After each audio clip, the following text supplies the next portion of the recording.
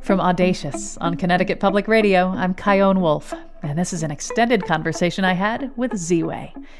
If you've seen Ziwe on her eponymous Showtime series or YouTube show Baited, then your heart might be racing right now. But if you haven't heard her direct, hilarious interviewing style... I believe in using humor as a tool to shed light on the truth.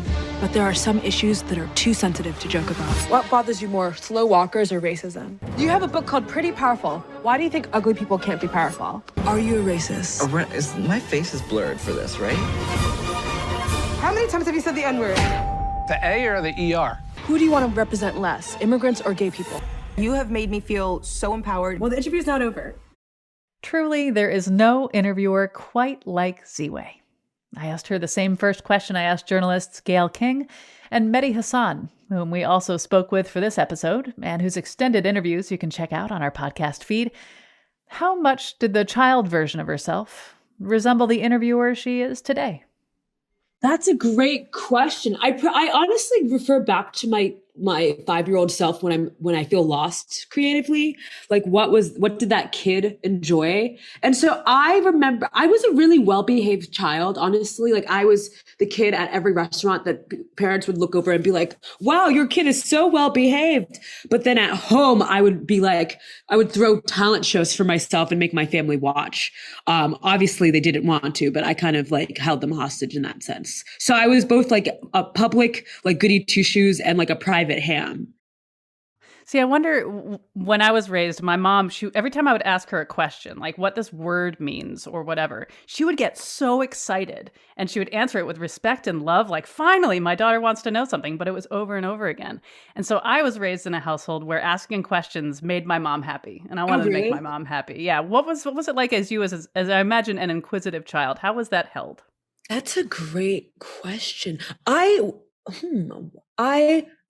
always asked a lot of questions as well, but I remember being very nosy, and I honestly, like, I am and was an information sponge. So I watched a lot of daytime talk shows. You're 5 years old. It's like, I watched a lot of Regis and Kathy Lee. And then I would just remember, like, okay, to this episode, they met with a surgeon, and like, you have to wear sunscreen because 90% of Americans, and I would retain all of that information even as a young child. And so that was more where the curiosity came from, was that I have a really good memory with facts, and history specifically. And so my parents really encouraged that, and like would buy me history books all the time. And we'd watch like old time movies, about history. And yeah, that was something that was really encouraged. Just a love of history. And you've talked about how as a child, white people would bring up race in a conversation without any prompting. Can you talk about how that pattern became a part of what you're so well known for now? I think that my interview style is so awkward, in part because I would find myself in really deeply awkward conversations in high school and college, and wish that there was a camera on me to understand, like, okay, this is not just in my head. Like, I just remember specifically one time talking to someone in school, and they just randomly brought up like their nanny being Black. And I was like, why would you bring that up? But she meant well. It was just like a word vomit for whatever reason. She was uncomfortable. And so that's probably one of the like origins to my like superhero story, is just like not being able to shake people bringing up really random things to me, and then like turning that into comedy. When I think about white people talking to you about race and racism, I'm a white woman, so I don't know what this is like, but I also imagine that there's a certain like, why me? Like, what do you think? This is not my job to work this through with you. It's not your job to work it through with anybody, but now it's almost like you're leaning into like, all right, well, if we're going to do this, let's do it. Yeah, I definitely think chaos reigns. I think there's a part of my audience that watches interviews and thinks, I can't believe this is happening. And then there's a portion of my audience that watches the interviews and thinks, this has happened to me exactly before. Do you feel like, in a way, you are Ziwe, you are speaking as one person, you're not representing anybody, but at the same time, like, you have this this at this point expectation to be talking about race when it comes up.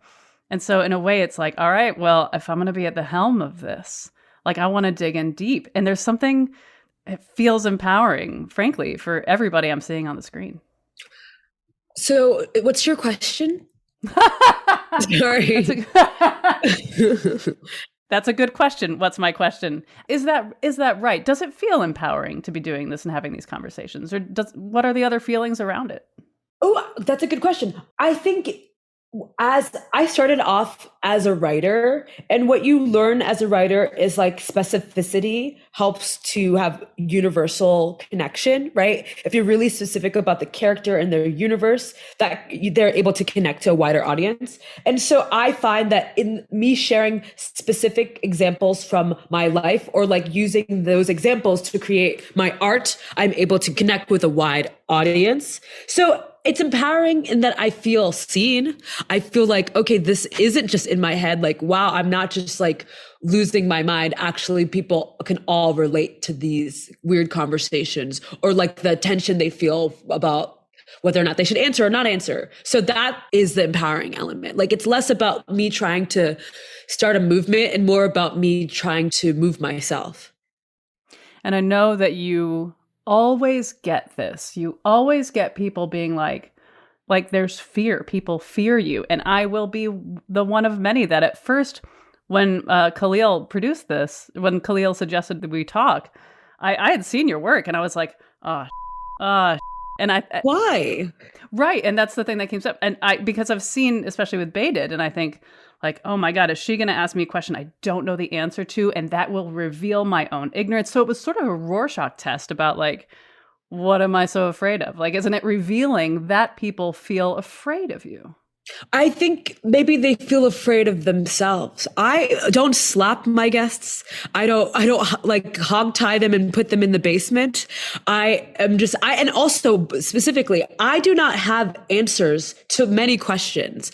I think that is like the premise of my show, was that the questions are impossible to answer. Therefore, it is a Rorschach test in that you are just going to, or rather a litmus test, like you throw out what you think and then let the world and yourself like interact with how that answer.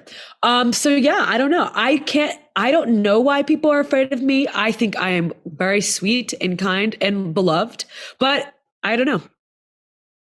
Those moments when you toss out a question or you sort of dangle something in front of someone to sort of get them to go deeper into what they're saying, in those uncomfortable moments, are you uncomfortable? What's going on in you? Yes, I'm deeply uncomfortable. I think you can see it in my face. But I kind of am. I am at peace with sitting through discomfort.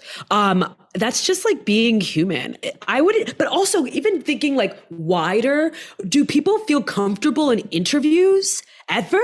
Unless they're like a hyper narcissist who has written every answer. Like, isn't the point of an interview to explore?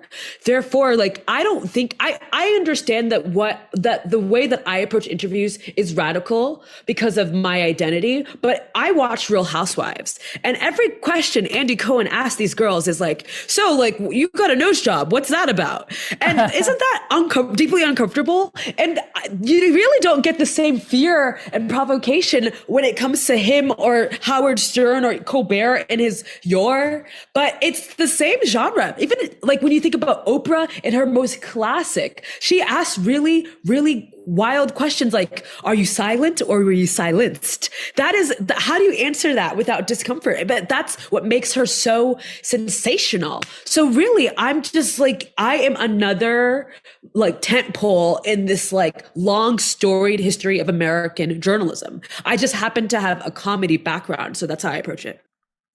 When you're hanging out with friends, how much do you weave in that talent, that skill that you've been refining for so long and that you're making a living with? And how much is that, that's really only for the cameras? That's a good question. I mean, the persona I play is heightened. She's like wears like a blazer dress and like stilettos. So you have to have a different approach. But with friends, I mean, you're always like, comedians are the worst because they're always kind of working out material.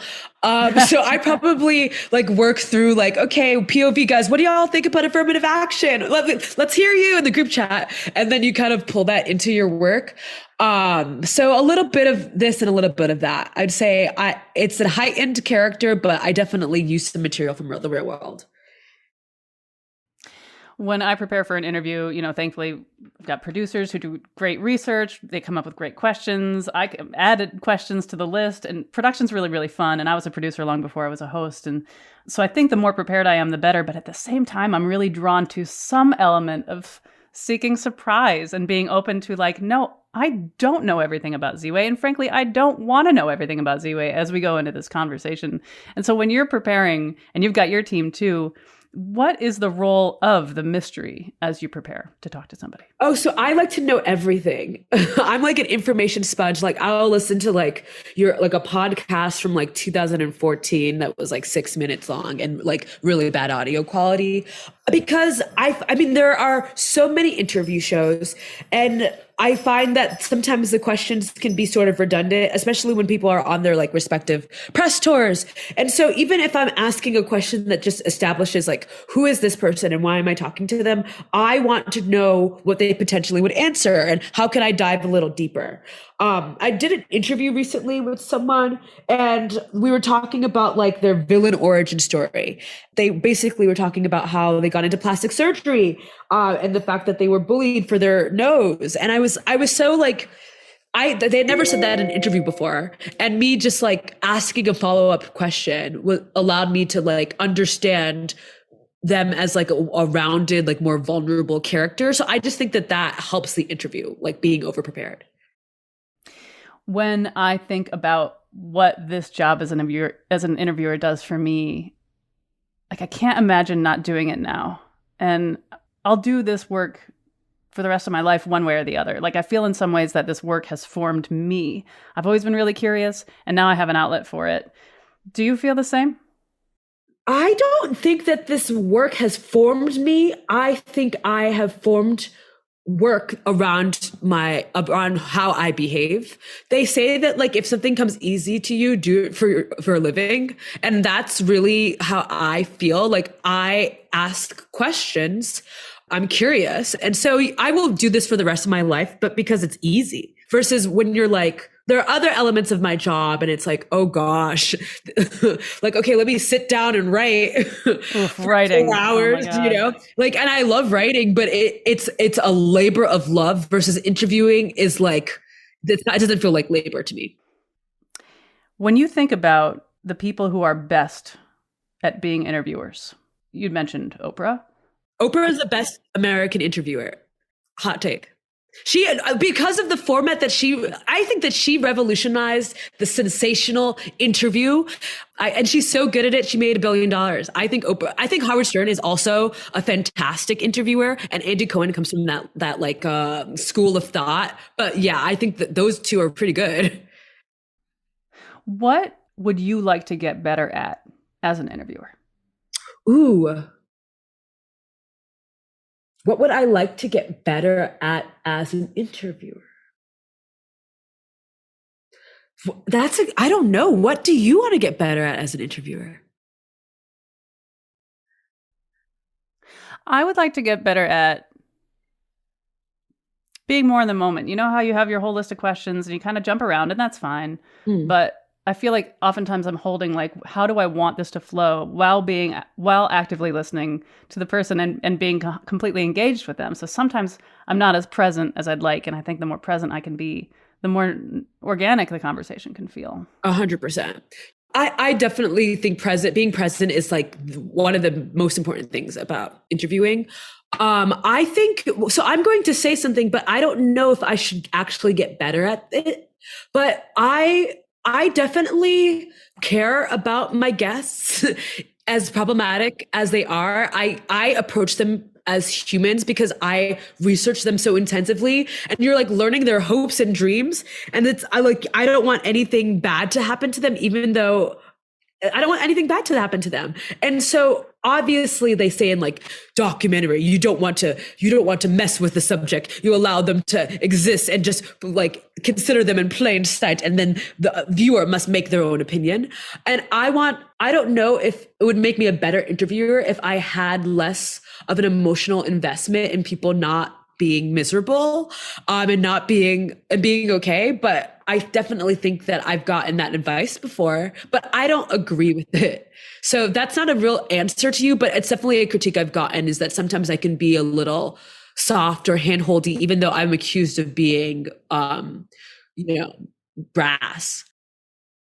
One of the other guests on this episode is going to be Gayle King. And yeah, I love Gayle. She loves you too, by the way. I love Gayle. And we were talking about like her interest is in getting straight answers from people. That is her focus. That is her job. She does all the research. Just give me a straight answer. Ask until it's clear. You have that objective, it seems, as well. But you're also like trying to get this to be funny, And so I'd love to hear about what's going on in your brain and the rest of you as you're trying to get straight answers from people, but you're also like, this is a comedy show. Oh, yeah. What's interesting is I guess you could say I ask direct questions. I don't know if I want straight answers. Or is straight fluid in this case, because there's like the factual truth and then there's emotional truth. And I think that my work predicates on emotional truth, right? So you take my interview with Alyssa Milano and I ask her any question, like, wait, so what's the race of your therapist? And she might give like a very long, like meandering answer. And we never actually get to the point of the question. And that is a perfectly like functional interview to me, because it really isn't about what her answer is. It's more about what she feels compelled to say in this moment, right? So that's probably where the comedy comes in, is that facts, especially in this era, God bless it, facts have a tenuous relationship to entertainment. And so like the fact is not as compelling in this space to me as what you're trying to convey about yourself in this conversation that is public. And so you see that crossover with my IG Live to my Showtime show to whatever iteration I do next. But if I was like on CBS Morning and it was Gayle King and I was, a proper journalist, then you have to be motivated by fact. Otherwise you get a huge lawsuit and, society as we know it would collapse. But I am a comedy show, so I'm not as concerned with that as I am with just like, so tell me about like the PT Cruiser that you got when you were a kid. Like, sure, let's go down this road because you're unpacking something. Let's deal with it. Which is probably also why I feel like a weird connection to my guests, is because we're unpacking constantly. And that's what we're creating, this art together. Like, it's not just me. I could not exist without them bringing whatever they have to the table. Yeah. And you're talking about vulnerable things. You're asking them to say things that are true to them in the way that it is, and there's also that involves a lot of trust. And I don't know how you build trust besides having them be able to see what you've done before and they sort of understand what they're getting into. But I'd love to hear your thoughts on the importance of trust when it comes to interviewing somebody. I think that you have to be motivated by ethics around like what do you want to portray your guests as they are, or as they presented themselves to you, or whatever would get the best clicks, right? And so I am connected, I'm grounded in the humanity of my guests. So that is how I like navigate those ethics. Like, what on a human level is this okay to do? I don't want to present mistruths. I don't want to edit just for laughs and it's like not really accurate. So that's something that I really abide by. And I think that's how I gain trust. Yeah, I think that's how I gain trust. But I think more than that, it's just like talking to them and like offering elements of myself in conversation. So it's like, if they feel uncomfortable, it's like, yeah, here, let's go down this uncomfortable road. I don't have an answer either. This is my experience. Who's somebody you would love to interview you who hasn't yet? Someone I would love to interview me. Mm-hmm. So as an interviewer, I actually hate being interviewed. I'm going to be honest. I don't want to talk about myself. at all. So all of my favorite interviewers, I would like them to interview me because I want to hang out with them and meet them and see their style. Like I would love to just understand, like peek behind the curtain of Oprah Winfrey or of Howard Stern. I would love that. But I wouldn't want to be on the other side of their interrogation because I don't want to be the star in that space. Like I don't prefer that. I'm more of a listener than I am a talker, believe it or not. Well, that means a lot to me and makes me even more thrilled to have gotten to talk to you. So Ziwe, thank you so much for talking with me. Thank you. Thank you for taking the time. I had such a great time. That conversation you just heard was part of an episode we did with two other interviewers who are at the top of their game, Gayle King and Mehdi Hasan. You can hear those extended conversations right around this one in your podcast feed.